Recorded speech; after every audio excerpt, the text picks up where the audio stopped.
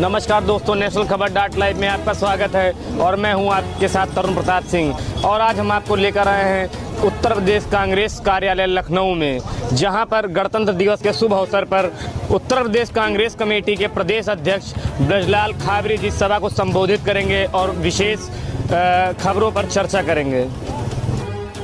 हमारे channel national खबर .live के साथ जुड़ने जा रहे हैं उत्तर प्रदेश कांग्रेस कमेटी के प्रदेश अध्यक्ष ब्रजलाल खाबरी जी, और आज हम उनसे गणतंत्र दिवस और बसंत पंचमी के बारे में कुछ बात करेंगे और हाथ जोड़ो यात्रा के लिए जो आज उन्होंने जन संबोधन दिया है उसके बारे में कुछ विशेष टिप्पणियाँ करेंगे। सर, बहुत बहुत स्वागत है हमारे चैनल नेशनल खबर के साथ जुड़ने के लिए। धन्यवाद सर। आज जो आपने संबोधन दिया है, अपने उस संबोधन में आप क्या कहना चाहते हैं सर? जैसे आपने हाथ जोड़ो यात्रा के बारे में बताया है सर, उसके बारे में क्या कहना है आपको? पहले तो आपके माध्यम से प्रदेश के प्रिय जनता जनार्दन को वसंत पंचमी और गणतंत्र दिवस की हार्दिक शुभकामनाएं। और आज जो हाथ से हाथ जोड़ो अभियान की शुरुआत हुई है, ये आदरणीय राहुल गांधी जी की जो भारत जोड़ो यात्रा है, कन्याकुमारी से चल के कश्मीर तक जाने का जो प्रण किया है उन्होंने, उस यात्रा में जो भी आदरणीय राहुल जी ने खट्टे मीठे अनुभव किए हैं, उन अनुभवों का विस्तार से हमने एक फोल्डर बनाया है। दूसरा, एक 8 साल में भारत सरकार और उत्तर प्रदेश सरकार ने जिस तरीके के देश की जनता के साथ और प्रदेश की जनता के साथ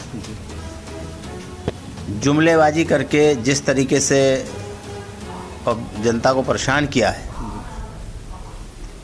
15 लाख देंगे, 2 करोड़ रोजगार देंगे, इस तरीके के तमाम जुमले फेंक करके सत्ता में आने के बाद जिस तरीके का शोषण कर रहे हैं, महंगाई को लेके, बेरोजगारी को लेके, अन्याय अत्याचार को लेके, इन सारी चीज़ों को नोट करके एक हमने चार्जशीट बनाई है कांग्रेस ने। उस चार्जशीट के माध्यम से और आदरणीय राहुल जी की यात्रा के अनुभव को लेकर के हम हर एक ब्लॉक के हर एक गांव में सारे कांग्रेस जन जा कर के लोगों से चर्चा करेंगे। चर्चा के दौरान ये सब बातों को बताएंगे कि इन 8 सालों में आपने क्या खोया, क्या पाया। इस 74 साल की आज़ादी में कांग्रेस की सरकारें जब तक रहीं तब तक आपको क्या मिलता, क्या आपका मान सम्मान रहा। इन 8 सालों में आपने भाजपा के सरकार में क्या देखा है, कितना आपको अच्छा लग रहा है, कितना आपको ख़राब लग रहा है। इन सब चर्चाओं के बाद हम गांव में पंचायत करके, जन पंचायत जैसे भी बनेगा वैसे लोगों के बीच में बैठ करके बातचीत करेंगे और बातचीत के बाद उनसे जो ओपिनियन मिलेगी वो हमारी ताकत होगी।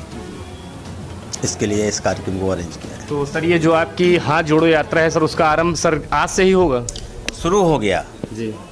आज से ही समूचे उत्तर प्रदेश के किसी ब्लॉक के किसी ना किसी गांव में कांग्रेस जन जाकर के एक राहुल जी का पत्र है जिसमें उन्होंने अपने अनुभव शेयर किए हैं। एक भारतीय जनता पार्टी की सरकारों के खिलाफ चार्जशीट है जिन्होंने इतना अन्याय अत्याचार उत्पीड़न किया है। वो सब लिख पढ़ के फोल्डर के साथ गांव-गांव गली-गली जाने की तैयारी शुरू हो गई है। बहुत बहुत धन्यवाद सर आपका हमारे चैनल के साथ जुड़ने के लिए और बातचीत करने के लिए। थैंक यू भैया, थैंक यू।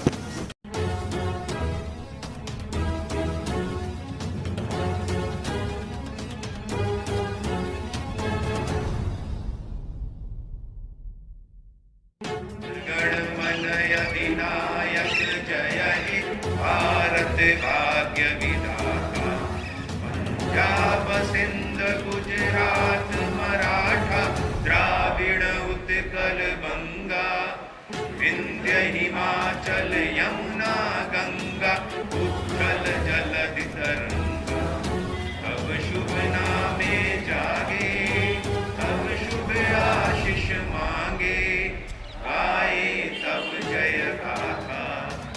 लेकर 2023 आ गई, लंबी फहरिस्त है।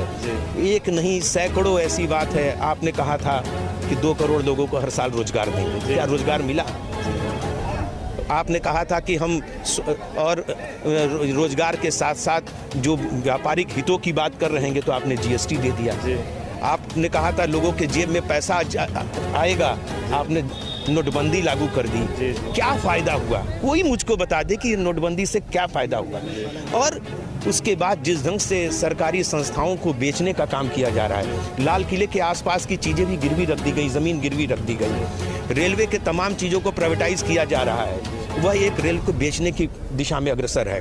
भारत पेट्रोलियम आज तो मान लीजिए नहीं बिका, अभी कुछ दिनों के लिए रुका हुआ है, लेकिन जिस ढंग से कहा था प्रधान साहब जो उस समय पेट्रोलियम मिनिस्टर रहे, उन्होंने कहा कि हम भारत पेट्रोलियम को बेच कर दम लेंगे। महारत्न कंपनी है, 1-2 हजार नहीं कई हजार करोड़ रुपए सालाना मुनाफा देती है। इस मुनाफे को देने वाली कंपनी को बेचने का क्या हक है उनको? क्या हक है उनको? और एक नहीं ऐसे तमाम संस्थाओं को बेचा जा रहा है, गिरवी रखा जा रहा है। चंद पूंजीपतियों के हाथ में हिंदुस्तान को की अस्मिता को गिरवी रखने का काम कर रहे हैं। सेंट्रलाइजेशन हो रहा है व्यापारियों का। छोटे व्यापारी और छोटे होते जा रहे हैं, बढ़ते व्यापारी और बढ़ते हो जा रहे हैं। किसानों के हक की अगर बात करें तो आज से 3 साल पहले एक रिपोर्ट आई थी, और जिस तरह से आप कह रहे थे कि 2024 तक हिंदुस्तान में किसानों की आय दोगुनी हो जाएगी, 2 साल पहले, आज से तीसरा साल शुरू हो गया है, एक रिपोर्ट आई थी, ये मेरी रिपोर्ट नहीं है, कांग्रेस की रिपोर्ट नहीं है, उसमें कहा गया कि किसानों की आय 2.80% बढ़ गई।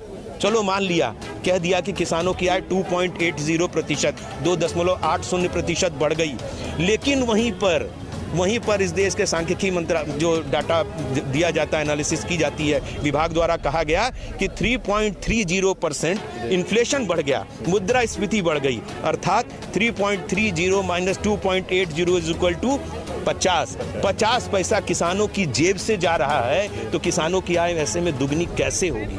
यह मेरे आंकड़े नहीं है, इसी सरकार की, यही मोदी जी की सरकार के आंकड़े हैं, और किसानों को साथ छलावा किया जा रहा है। 50 किलो की बोरिया 40 और 45 किलो में तब्दील हो गई। डाई जो 400, 500 रुपये, 600 रुपये तक मैक्सिमम थी, आज 1000 रुपये से ऊपर जा रही है, 1200, 1400, 1500। किसानों को खेत में यूरिया फेंकने के लिए नहीं मिल रहा है कि यूरिया छीटे जा सके। दवाइयाँ नहीं मिल रही, जो कीटनाशक दवाइयाँ हैं। ब्लॉक पर किसान सुबह से आता है और शाम को लौट आता है। समर्थन मूल्य अभी तक कई चीज़ों का ठीक से नहीं डिक्लेयर किया गया। कितनी समस्याएं गिनाएं, आपके माइक पर नहीं, कभी विस्तार से बैठिए तब बताएंगे। एक नहीं सैकड़ों हैं जो आता है। समर्थन मूल्य अभी तक कई चीज़ों का ठीक से नहीं डिक्लेयर किया गया। कितनी समस्याएं गिनाएं, आपके माइक पर नहीं, कभी विस्तार से बैठिए तब बताएंगे। एक नहीं सैकड़ों हैं जो सीधे और सीधे तौर पर इस सरकार की असफलता की कहानी लिख रहे हैं, इबारत लिखी जा रही है। बहुत बहुत धन्यवाद हमारे चैनल के माध्यम से बात करने के लिए। शुक्रिया, बहुत बहुत शुक्रिया आपको। Thank you.